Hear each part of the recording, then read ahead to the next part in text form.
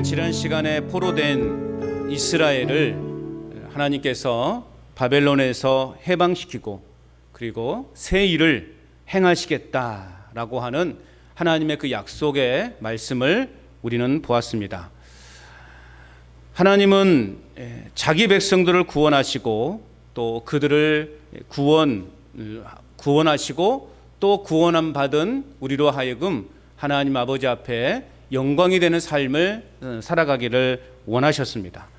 그래서 우리가 지난주에 살펴봤던 21절 말씀에 보면 뭐라고 되어 있습니까? 성경이 있는 분들은 한번 읽어볼까요? 43장 21절 시작.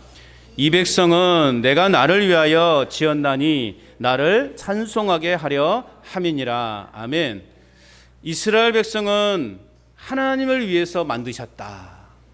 그리고 하나님을 찬송하게 하려고 만드셨다. 오늘 말씀하고 있습니다. 자, 모든 물건은요, 만든 사람을 위해서 존재하는 것이죠. 자신을 위해서, 물건 그 자신을 위해서 존재하지 않습니다. 예를 들어서 우리가 논에 모를 심었다 그러면 누구를 위해서 그 모는 존재할까요?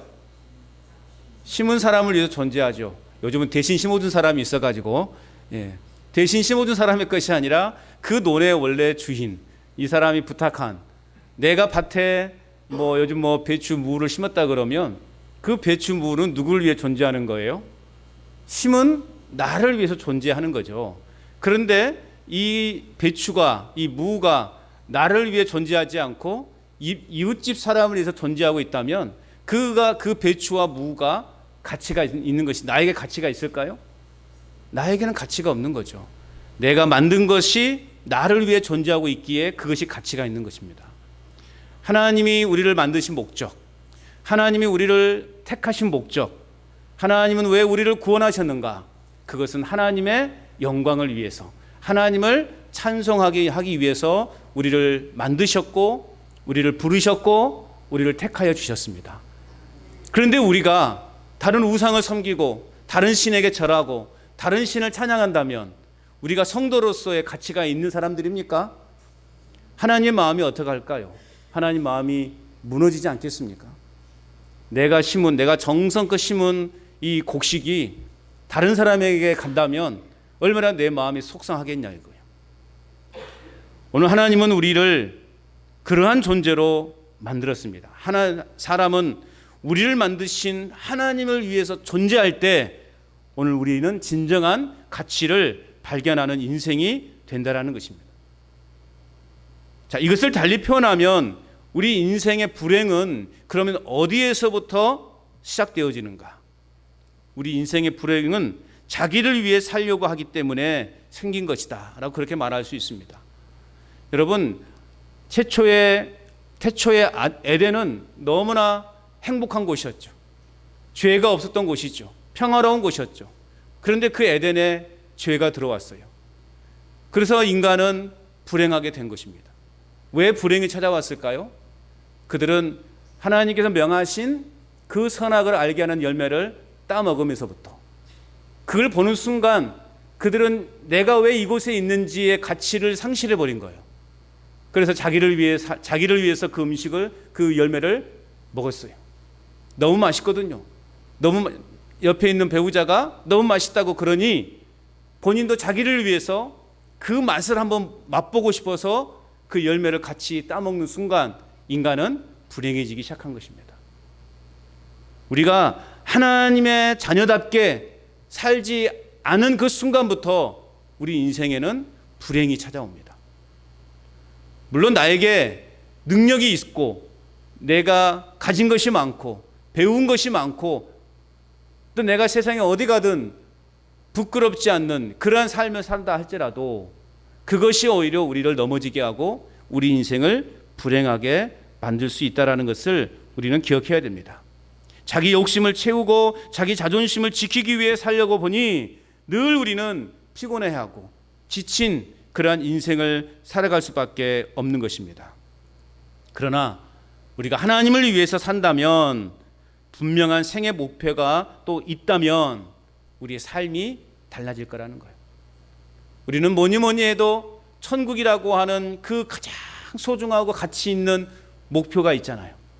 그 목표가 있으니 우리의 삶이 달라지는 거예요.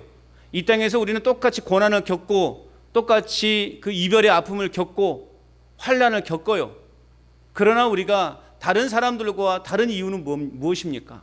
그 모든 고난이, 그 모든 환난이 이 땅에서 겪는 잠깐에 겪는 순간이라는 것이죠. 아까 우리가 교동문을 낭독할 때 시편 90편에 말씀하고 있잖아요. 우리의 인생이 어떻게 된다 그랬습니까? 날아간대요. 날아가는 인생인데 어떻게 날아간대요? 신속히 날아간대요. 야, 여러분 지금 연세들을 마음은 청춘이죠. 지금이라도 당장 밖을 뛰쳐나가고 싶고 운동장을 달리고 싶고 그런 마음 아닙니까? 그럴 수 있는 마음 아닙니까? 육신이 약해서 안 되잖아요.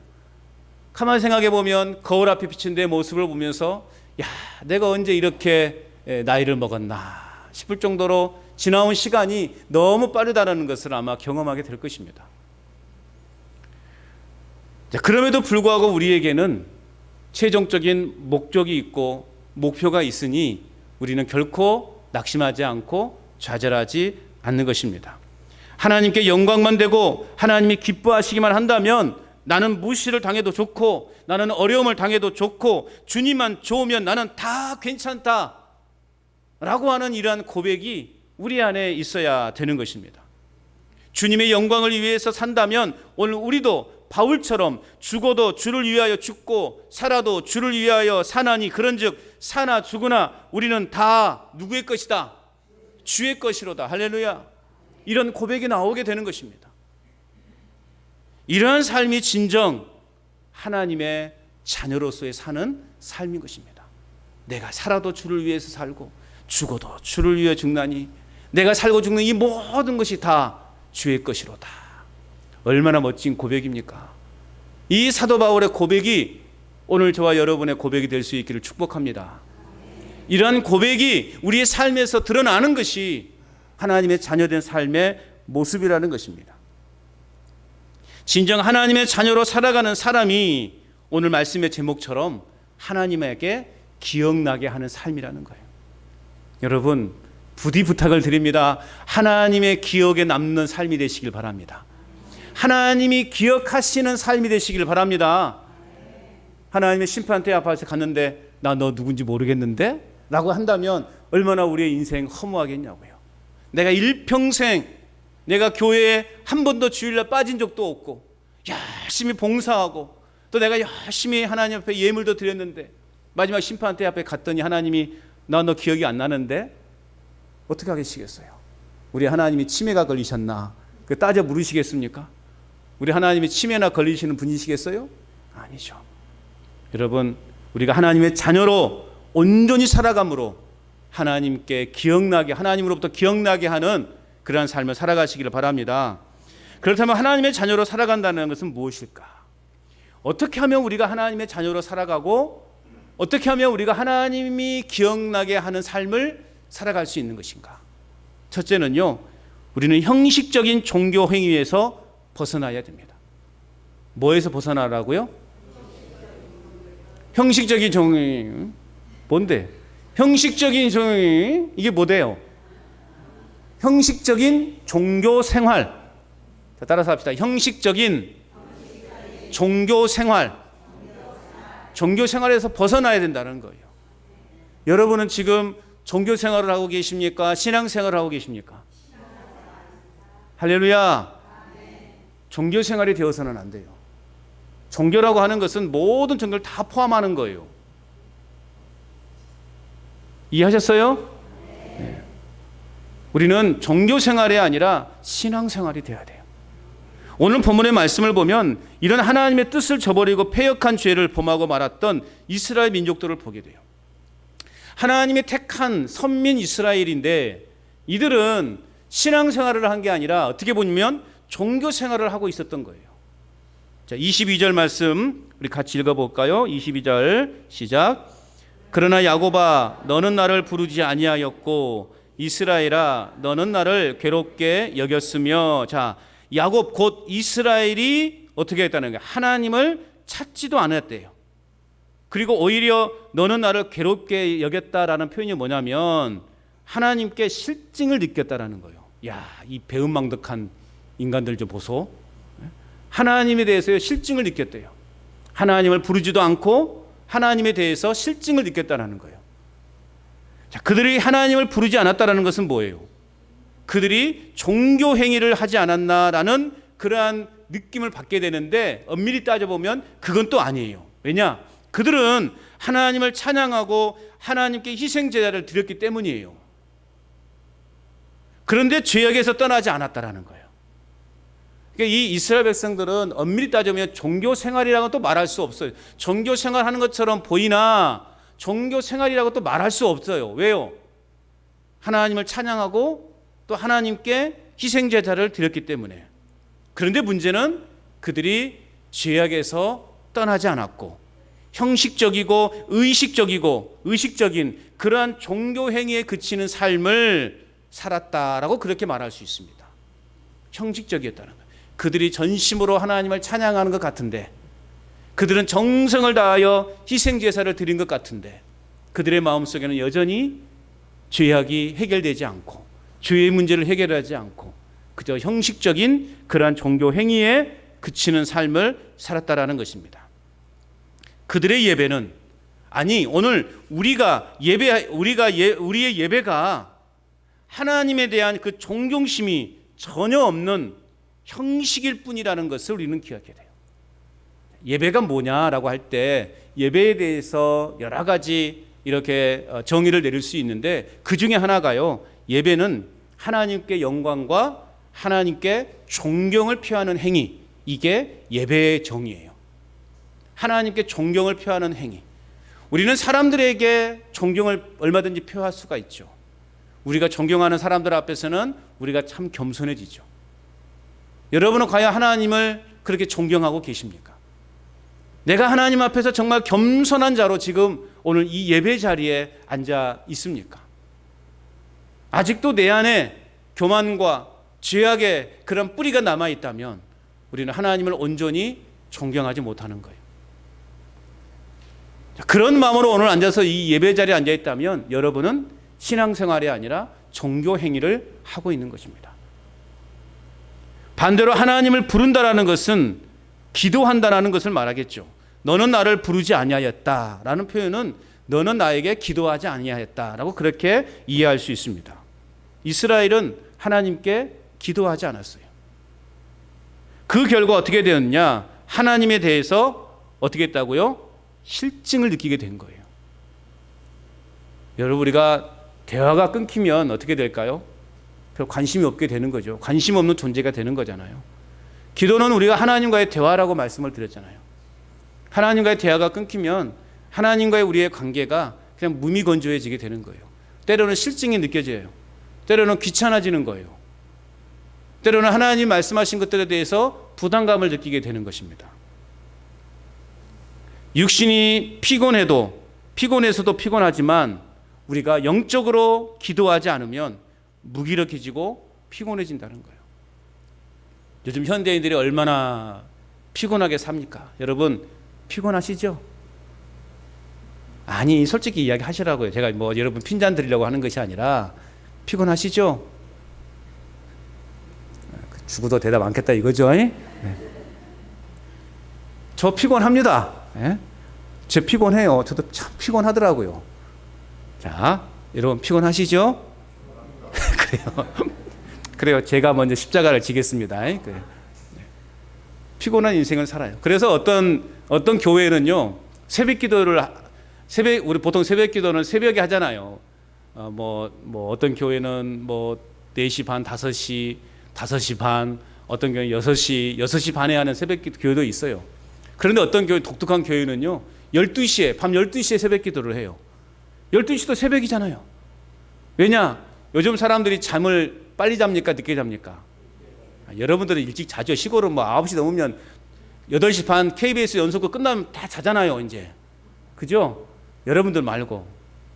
도심에 있는 사람들은요, 제가 보통 이제 잠자는 시간이 한 10시 반에 자려고 막 하거든요. 그래야 새벽에 이렇게 일어나는데, 제가 10시 반에 잔다 그러면요, 놀래요. 초저녁에 웬 잠을 자냐고. 그래요. 저도 예전에는 그랬어요. 12시 이전에 자면 세상이 아깝다 생각했어요. 그래서 뭘 하든지 항상 12시를 넘어서 잠을 잤어야 돼요. 현대인들이 바쁘게 살다 보니까 잠을 늦게 자니까 새벽에 못 나와요. 그래서 새벽 기도를 위해서 12시에 새벽 기도를 하고 푹 자게 하는 그런 교회도 있습니다. 자, 어쨌든 뭘 말씀드리려고 그러냐면 우리가 육신이 피곤해서도 피곤하지만 더 중요한 것은 뭐냐? 우리가 영적으로 기도하지 않기 때문에, 우리가 기도하지 않기 때문에 우리의 삶이 무기력해지고 더 피곤함을 느낀다라는 거예요. 그것을 뭐라고 말하냐? 영적인 수면 상태다, 그렇게 말해요. 영적인 수면 상태. 자, 이스라엘 백성이 영적인 잠을 자고 있는 거예요. 그러다 보니 어떻게 됩니까? 모든 일에 불평과 불만만 나오게 되는 거예요. 여러분, 왜 우리의 입에서 불평이 나오는 것일까? 왜 우리의 입에서 또 이렇게 불만의 소리가 나오는 것일까? 그것은 우리가 하나님과의 관계가 원활하지 않기 때문에 그러는 거예요. 여러분, 기계가 오래 쓰면 어떤 소리가 나요? 삐그덕 소리 나잖아요. 그럼 어떻게 해야 됩니까? 윤활유를 쳐주거나 기름을 쳐줘야 부드러워지는 거예요. 우리 인생도 마찬가지예요. 계속 그냥 세상에 찌들여 살다 보면 어떻게 돼요? 우리가 그냥 다 낡고 또 닳아서 삐그덕 소리가 날 수밖에 없는 거예요. 그 안에 하나님의 부어주신 성령의 기름이 부어져야 우리 인생이 부드럽게 흘러가게 되는 거예요. 그런데 우리는 너무나 지금 인생이 다 닳아져 있어요. 아귀가 안 맞아요. 그래서 막 삐그덕거리고 잘 돌아가지도 않고, 자전거 오래 타다 보면 체인이 막 벗겨지기도 하고, 그럼 헛바퀴 돌기도 하고, 막 짜증나고 불평하는 거예요. 성령의 기름으로 다시 우리 묻어져 있던 우리의 삶을 다시 원활하게 부드럽게 만드시기를 바랍니다. 그게 뭐냐? 바로 기도예요. 기도를 통해서 우리는 하나님의 성령의 그 기름 부으심을 경험할 수 있게 되는 것입니다. 이스라엘이 왜 망했냐? 왜 이스라엘이 틈만 나면 불평했냐? 성령의 기름이 없었기 때문에. 그럼 결국 뭐예요? 하나님을 부르지 않았기 때문에. 바로 그 다음 절이 그 결과를 보여주고 있어요. 23절 읽어봅니다. 시작. 내 번제의 양을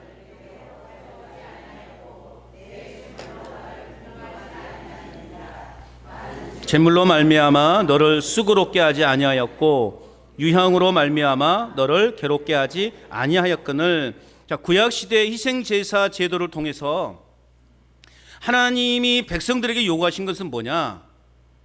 죄의 결과가 얼마나 참혹한 대가를 치르게 되는지를 깨닫도록 하는 것이었어요. 그래서 다시는 죄를 짓지 말고 의롭고 거룩한 삶을 살아야 한다는 것을 알도록 하기 위해서 하나님은 그 희생 제사라는 제도를 백성들에게 주셨던 것입니다. 그리고 하나님을 온전히 신뢰하라라는 그런 의미가 담겨져 있었다라는 것이죠. 그런데 오늘 본문에 보니까 이스라엘은 하나님께 제사하거나 하나님을 높이는 것을 귀찮아했다라는 거예요. 오늘 말씀에 보면 이들이 진짜 귀찮아하고 있다라는 것을 느낄 수가 있어요. 하나님은 제사 드릴 물질이나 유황으로 이스라엘에게요 짐을 지우지 않으셨어요. 그러나 이스라엘은 스스로 그것을 짐이라고 생각한 거예요. 오늘 여러분 교회 기쁨으로 오셨습니까? 아멘수로 적은 거 보니까 억지로 오신 분들이 한 서너 분 계시네. 야, 교회 가자 하니까 아이고 귀찮아. 우리 남자분들을 앉아있는 건 대단하신 거예요. 아내의 말을 들어서 오늘 이곳에 앉아 계신 남성분들이요, 주의 평강이 있을지어다, 하나님의 은혜가 갑절로 있을지어다. 귀찮은데 왜 날 또 데리고 가냐고 그렇게 하시는 분들이 있어요. 아내 말 잘 들으면 복이 임하는 겁니다. 아멘 안 하시네요, 남자분들. 바라기는 그게 반대가 되었으면 좋겠어요. 반대가. 네. 어쨌든 이곳에 앉아 계신 남자분들은요 복 받은 겁니다. 네. 우리가 하나님을 예배하는 데 있어서 이것이 우리에게 귀찮음으로 다가오면 안 돼요. 우리가 예배하고 또 새벽에 깨우는 거, 또 우리가 하나님 앞에 기도하는 것, 또 우리가 하나님 앞에 예물 드리는 것, 이것이 귀찮거나 그냥 억지로 하는 것인 하나님이 기뻐하지 않으신 거예요. 차라리 하나님은 그럴 바에는 하지 말아라, 그렇게 말씀하고 있는 거예요.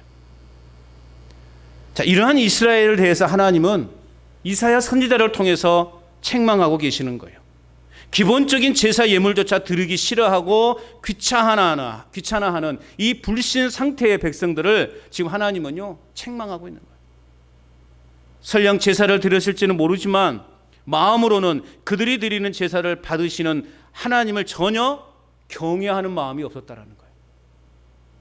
우리가 오늘 이곳에 하나님을 예배한다고 앉아있지만 하나님을 진정으로 경외하는 마음이 없이 앉아있다면 우리는 지금 하나님 앞에 제대로 예배하지 못하는 거예요. 뿐만 아니라 우리가 일상의 삶에서도 마찬가지예요. 내가 일상의 삶에서도 하나님을 경외하는 삶이 아니라면 우리는 예배자의 삶을 살지 못하는 거예요.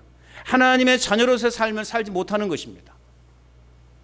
하나님을 믿는 사람들은 교회 안에서나 교회 밖에서의 삶이 동일해야 되는 것입니다.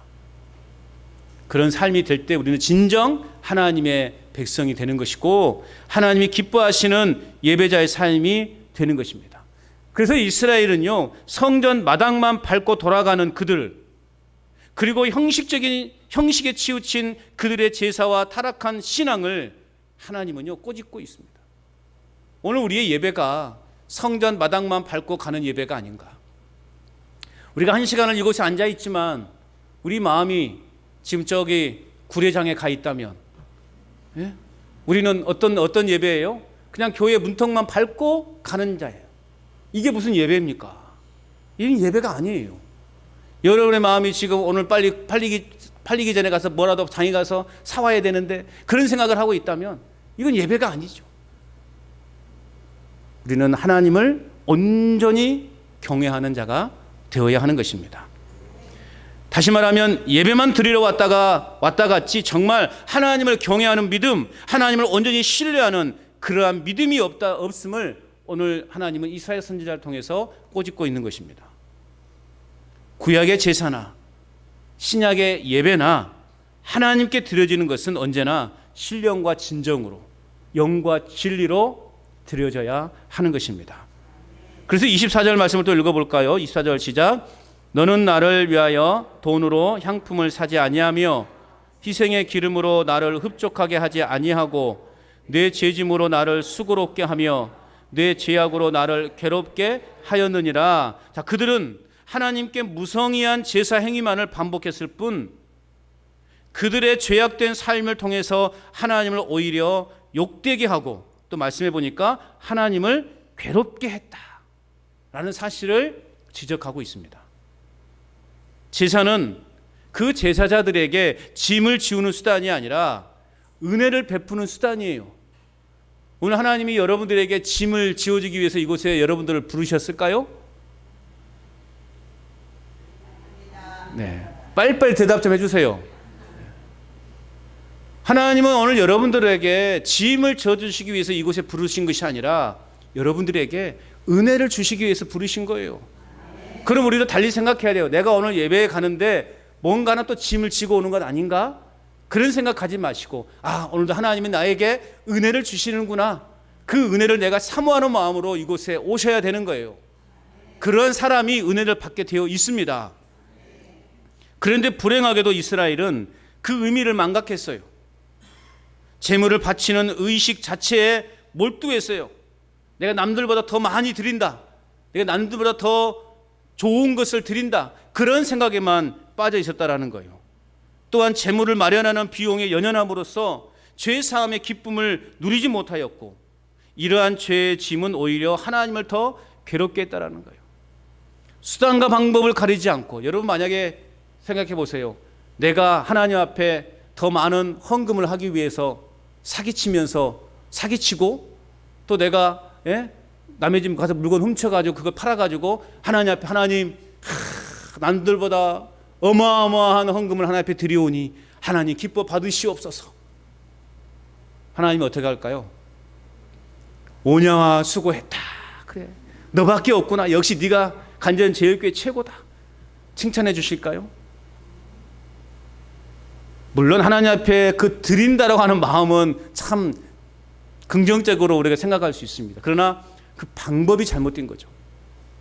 장사를 하더라도 내가 정말 정직하게 하는 장사, 내가 뭔가를 팔더라도 내가 뭔가를 또 얻더라도 정직하고 열심히 내가 노력하고 일해서 일한 만큼의 그 대가를 내가 받으면서 그 안에서 내가 나의 삶의 일부를 하나님 것을 드리는 때 하나님은 그것을 기뻐하시는 것이지, 여러분 많이 드린 것을 하나님이 기뻐하지는 않으셔요. 물론 내가 열심히 노력해서 그렇게 많이 얻어서 많은 것을 드리면 좋겠지만 그런 방법이 여러분 잘못되면 하나님이 기뻐하지 않고 오히려 하나님을 더 괴롭게 한다, 오늘 말씀하고 있는 것입니다. 하나님께서는 우리에게 필요한 모든 것을 주셨어요. 의식주는 물론이고 세상에 필요한 것 때마다 채우시고 돌봐주셨어요. 그런데 사람들은 그것 모두가 자기 것이라고 생각하고 자기만을 위해서 다 사용해 버린다라는 거죠. 하나님 앞에 10의 1조를 드려야 되는 하나님의 것인데, 여러분 하나님은 우리에게 열을 다 주셨어요. 다 10개가 다 하나님의 것이에요. 그런데 하나님은 야 10개 내가 줬으니 더 10개 다 나 줘, 그렇게 말씀하지 않으셨어요. 그 10개 중에 한 개만 나에게 주라, 하나님이 그렇게 말씀하셨어요. 전부가 다 하나님의 것임을 여러분 기억하셔야 됩니다. 네. 그래서 하나님 그 다를 요구한 것이 아니라 그 중에 하나를 요구하시는 거예요. 그런데 그것마저도 하나님 것이라고 인정하지 않고 내 마음대로 다 써버린다면 우리는 하나님의 자녀라고 말할 수 없는 거죠. 오늘 하나님은 그것을 책망하고 계시는 거예요. 여러분, 하나님의 자녀로 살아간다는 것은 형식적인 종교 행위에서 벗어나는 것을 말합니다. 여러분, 종교 생활이 아니라 어떤 생활이 되라고요? 신앙 생활이 되어야 되는 것입니다. 무의미한 예배가 아니라 어떤 분위기든지 간에 또 우리가 어떤 삶의 형편에 있든지 간에 우리는 내 자신을 구원하셔서 구원의 기쁨 속에 살아가게 하신 그 하나님을 무한 신뢰하면서 또 하나님을 경외함 속에서 우리는 온전한 예배를 드리는 삶을 살아가야 되는 것입니다. 혹여 내가 병상에 누워있다 할지라도 내가 그 안에서 하나님을 찬양하고 하나님의 말씀에 귀 기울인다면 그 병상의 침대가 곧 예배 장소가 되는 거예요. 내가 깊은 절망 속에서 내가 그곳에서도 그럼에도 불구하고 하나님을 찬양하고 하나님의 말씀을 내가 그 안에서 묵상할 수 있다면 그곳이 곧 예배의 자리가 되는 것이라는 거예요. 밭에서 일을 하고 계시면서도 내가 그냥 억지로 하는 것이 아니라 그 안에서 내가 하나님을 찬양하고 말씀을 기억한다면 그 논이 곧 예배의 자리가 되는 것이라는 거예요. 내가 회관에서 사람들과 어울리면서 놀고 있어요. 그럼 내가 이 안에서도 나는 하나님의 자녀라고 생각하고 나는 하나님의 백성이라는 것을 잊어버리지 않고 그들과 대화하고 그들과 함께 시간을 보내고 있다면 그곳이 곧 하나님을 예배하는 장소가 된다는 거예요. 우리는 어느 곳에서나 누구를 만나든지 어떤 형편에서나 우리는 그곳이 곧 예배의 자리가 되어야 되는 것입니다. 그것이 바로 하나님의 자녀의 삶이고 그것이 바로 신앙 생활이라는 것입니다. 하나님의 자녀로 살아가시기를 바랍니다. 하나님의 자녀로 살아가기 위해서는 어떤 삶을 살아야 된다고요? 형식적인, 벌써 잊어버렸잖아요. 그렇죠? 형식적인 종교 행위에서 벗어나야 되는 거예요. 자, 두 번째는 뭐냐? 하나님의 자녀로 살아간다는 건 뭘까? 두 번째는 따라서 합시다. 죄악들이 지워졌음을 기억해야 합니다. 죄악들이 지워졌음을 기억하는 삶, 하나님의 자녀로 살아가는 거예요. 25절 읽어볼까요? 시작. 나 곧 나는 나를 위하여 내 허물을 도말하는 자니 내 죄를 기억하지 아니하리라. 아멘. 자, 여러분 여기서 도말하다 내 허물을 도말하는 자니, 이 도말하다에 해당하는 히브리어는요 마하라는 단어를 쓰고 있어요. 근데 이 마하라는 단어의 뜻이 뭐냐? 문질러서 완전히 지워버리는 것을 말해요. 연필로 썼다가 잘못 써서 쓰면 어떻게 해요? 지우개로 뻑뻑 지워버리잖아요. 깨끗하게 만들어버리잖아요. 그걸 말하는 거예요. 완전히 지워버리는 것. 문질러서 완전히 지워버리는 것을 도말하다라고 해요. 자, 이 단어는 언제 사용되었느냐? 창세기에 보면 하나님이 대홍수로 노아 시대에 뭐라고 말했습니까? 사람들을 다 쓸어버릴 것이다. 쓸어버린다 라는 단어가 바로 이 마하라는 단어예요. 또요, 하나님이 이스라엘의 구원을 방해했던 아말렉을 쓸어버리겠다 말씀하고 계세요. 출애굽기 17장에 보면 그때 쓸어버리겠다 라는 표현도 바로 이 마하라는 단어예요. 그리고 범죄한 자는 생명책에서 지워버릴 것이라 말씀하셨을 때도 이 단어를 사용했다는 거예요. 즉 하나님 앞에서 합당하지 않은 대상들을 우리 하나님은요, 흔적도 없이 완전히 없애버리겠다라고 하는 표현인 거예요. 다시 말하면 죄와 관련하여 인간의 죄를 깨끗이 도말하시는 하나님의 행위를 표현하는 것입니다. 우리 안에 있는 죄를 우리 하나님은 뻑뻑 지워버리겠다라는, 깨끗하게 지워버리겠다라는 것입니다. 그러면서 오늘 뭐라고 말씀하고 있어요? 25절 하반절에 보니까 내 죄를 기억하지 아니하겠다. 아멘. 내 죄를 기억하지 않겠다. 하나님의 기억에서 이스라엘의 죄를 지웠던 사실이 없어질 것이라는 의미가 아니라 하나님을 괴롭게 했던 죄악을 완전히 용서하시고 이스라엘을 사랑할 것임을 강조하는 표현입니다. 이게 하나님의 사랑인 거예요. 아무리 범죄함 가운데 있다 할지라도, 아무리 하나님을 멀리 떠나 있는 삶을 살아간다 할지라도 하나님은 결코 우리를 포기하지 않으셨다라는 거예요. 본문은 하나님께서 회개하는 자의 모든 죄악을 도말하시고 깨끗이 지워버리시고 그리고 기억하지 않는 분이다 말씀하고 있습니다. 회개하는 자에게. 그래서 우리는, 하나님은 우리에게 회개하는 은혜를 주신 거예요. 여러분, 하나님 앞에 회개하시기 바랍니다. 회개할 때 하나님은 우리의 모든 죄를 다 지워버리시고 기억하지 않으시겠다 말씀하고 있습니다. 하나님은 지난 허물을 사하여 주시기 위하여 사랑하는 아들을 십자가에 내어 주셨어요. 우리의 죄를 다 지워버리시기 위해서, 우리 마음속에 있는 그 죄악들, 보이지 않는 그 죄악들, 우리가 누군가를 두드려 패거나 또 내가 교통법규를 위반했거나 내가 사람을 심지어는 죽였을 때는 우리가 그에 합당한 벌을 받으면 그 죄가 사해지는 것이죠. 그러나 우리 마음속에 저지른 그 죄악들, 우리 마음속 깊이 자리 잡고 있는 그 죄악, 그 죄로 인해서 내가 천국 가느냐 지옥 가느냐가 판결되는데 그 죄의 문제를 어떻게 해결할 수 있느냐? 그 죄의 문제는 예수님의 보혈로 깨끗하게 씻을 수 있다라는 거예요. 그래서 하나님은 그 독생자 예수님을 이 땅에 보내셨어요. 십자가에서 피 흘려 죽게 하심으로 말미암아 우리의 죄를 깨끗하게 사해 주셨다라는 거죠. 그래서 그 예수님을 믿고 의지하는 자는 사망에서 어디로 옮겨졌다고요? 생명으로 옮겨졌다는 사실이에요. 할렐루야. 우리는 그 믿음 속에서 살아가는 것입니다. 백성들은 하나님을 괴롭게 했지만 하나님은 그들을 용서하셨어요. 계속해서 엉터리 같은 죄를 반복하고 배은망덕한 생활을 일삼고 살아가는 우리들을, 그럼에도 불구하고 하나님은 끝까지 참으시고 용서하시는 하나님이심을 여러분 믿으시기 바랍니다.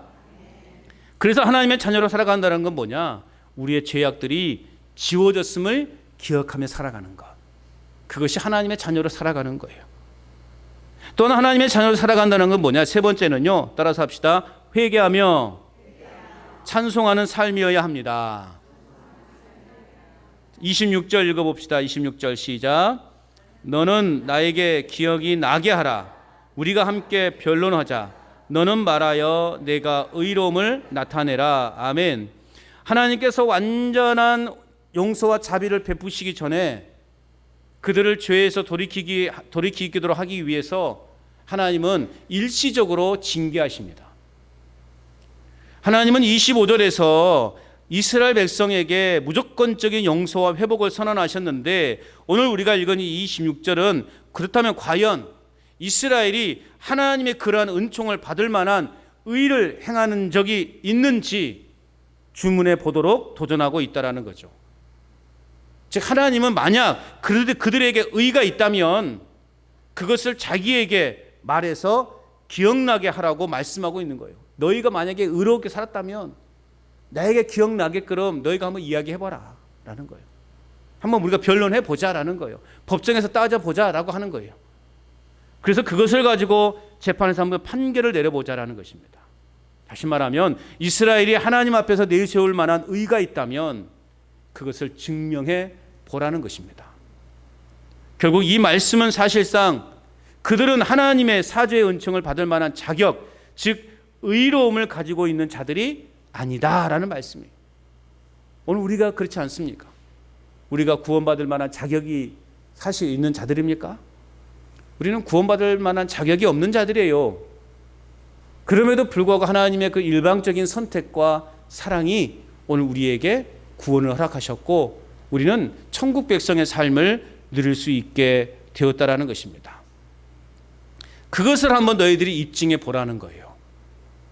이런 사실은 결국 27절에서 제기된 하나님의 증명을 통해서 밝히 드러나죠. 27절 읽어볼까요? 시작. 내 시조가 범하여 검지하였고 너의 교사들이 나를 배반하였나니. 여기서 시조라고 말하면 뭐 아브라함이냐 뭐 누구냐라고 그렇게 모세냐 뭐 그렇게 이야기하는 사람들이 있는데 여러 정황상 본문의 시조는 누구를 말하냐면 이스라엘의 12지파의 아비인 야곱을 뜻한다고 볼 수 있어요. 야곱은 어떤 사람입니까? 형으로부터 축복을 빼앗기 위해서요 앞이 잘 보이지 않는 아버지 이삭을 속여먹은 사람이에요. 그럼에도 불구하고 하나님은 이 야곱을 통해서 이스라엘의 어떠한 또 하나님의 계획을 이끌어가는 하나님의 족장으로 사용하셨다라는 거죠. 그가 누구이든 보다 중요한 것은 뭐냐?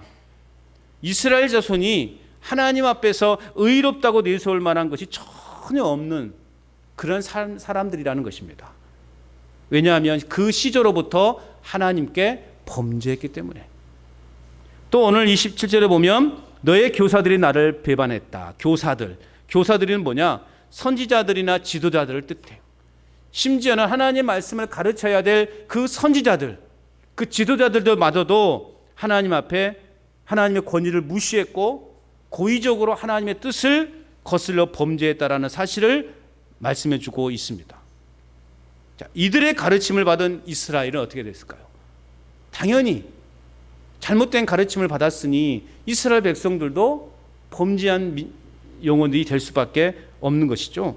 그래서 28절에 말씀하고 있어요. 하나님은 28절 시작. 그러므로 내가 성소의 어른들을 욕되게 하며 야곱이 진멸당하도록 내어주며 이스라엘이 비방거리가 되게 하리라. 아멘. 그래서 결국 이러한 범죄의 결과 이스라엘이 어떻게 되겠다는 거예요? 진멸당하도록 내어주겠다. 진멸. 이 진멸이라고 하는 것은요 히브리어 말하면 헤렘이라는 뜻이거든요. 헤렘이라는 단어를 사용하는데 이건 뭘 말하냐면요 철저한 멸망을 말하는 거예요. 아까 앞에서 지워버리겠다라는 그 표현, 그거와 함께 철저한 진멸망을 말하는 그런 의미로 사용되고 있다라는 거죠. 단순한 멸망이 아니라 하나님께 대한 그러한 죄악으로 말미암아 그 흔적을 찾아볼 수 없도록 완전히 멸망시켜 버리겠다라는 그러한 표현인 것입니다. 그럼에도 불구하고 이렇게 하나님께서 강력하게 이들의 잘못에 대해서 지적하고 있음에도 불구하고 하나님은 어떤 분이신가? 여전히 당신의 백성들이 회개하고 돌아오기를 촉구하고 계시다라는 것입니다. 그래서 하나님은 회개하면 받아주시는 분이다라는 것을 깨닫게 되는 거예요. 우리의 죄악을 깨닫고 돌아올 때 강력하게 책망하고 경고도 하시는 분이시지만 그러나 회개하고 돌아올 때 하나님은 우리를 품어주시는 분이에요. 마치 부모가 자식을 품어주는 것처럼 아무리 잘못된 자식이라도 사람들이 다 손가락질하는 자식이라도 내 자식은 귀한 거예요. 내 자식은 소중한 거예요. 하나님 아버지의 마음이 바로 그러한 마음이라는 거예요. 그러면 여러분, 때를 놓치면 우리는 심판을 당합니다. 때를 놓치기 전에 지금 어떤 죄악도 용서하시는 하나님의 품으로 돌아오는, 하나님의 품으로 나아오는 저와 여러분 될 수 있기를 바랍니다. 그때는 얼마 남지 않았습니다. 이 때를 놓쳐서는 안 되는 거예요. 그렇게 무한한 사랑과 용서로서 우리에게 다가와 주시고 우리 인생의 참 주인이 되어주시는 하나님의 은혜 앞에 날마다 우리는 회개하며 찬송하는 삶을 살아가야 되는 것입니다. 그것이 바로 하나님의 자녀로서의 삶을 살아가는 것입니다. 여러분, 우리의 죄를 도말하시고 또 진멸하시는 하나님의 우리의 죄를 완전히 빡빡 지워서 사라지게 만들 뿐만 아니라 완전히 진멸시켜버린다. 흔적도 없이 사라지게 만들어 버리신다는 거예요. 그 하나님의 크고도 놀라우신 사랑과 은혜 앞에서 우리의 믿음은요, 계속해서 자라가야 하는 것입니다. 도저히 용서받지 못할 인생, 선택되지 못한 인생이었음에도 불구하고 오늘 우리는 하나님의 자녀 삼아주신 그 놀라운 하나님의 은혜에 보답하는 삶을 살아야 돼요. 그 보답하는 삶이 무엇인데요? 우리의 믿음이 자라나서 하나님께 기억되는 바 되는 인생이 되는 거예요. 하나님의 그 기억 속에 영원히 남아있는 우리의 삶이 되어야 되는 것입니다. 우리는 하나님의 자녀입니다. 여러분은 누구입니까? 여러분은 누구예요? 하나님의 자녀. 믿으십니까? 그러면 우리는 하나님의 자녀만이 누릴 수 있는 참으로 놀라운 축복과 특권들이 있다라는 거예요. 그러기 위해서는 우리가 형식적인 종교 행위에서 벗어나 진짜 신앙생활을 해 나갈 수 있기를 바랍니다. 우리 모든 죄악을 기억하지 않으시고 우리의 모든 죄악을 지워버리신 그 놀라운 은혜에 감사하며 살아가는 저와 여러분 될 수 있기를 바랍니다. 그 은혜에 감사하며 날마다 주님의 은혜를 그래서 찬송하며 살아가는 복된 하나님의 자녀, 하나님의 그 기억 속에 영원히 남는 그 하나님의 거룩한 자녀됨의 삶을 살아가는 저와 여러분 될 수 있기를 주님의 이름으로 축원합니다.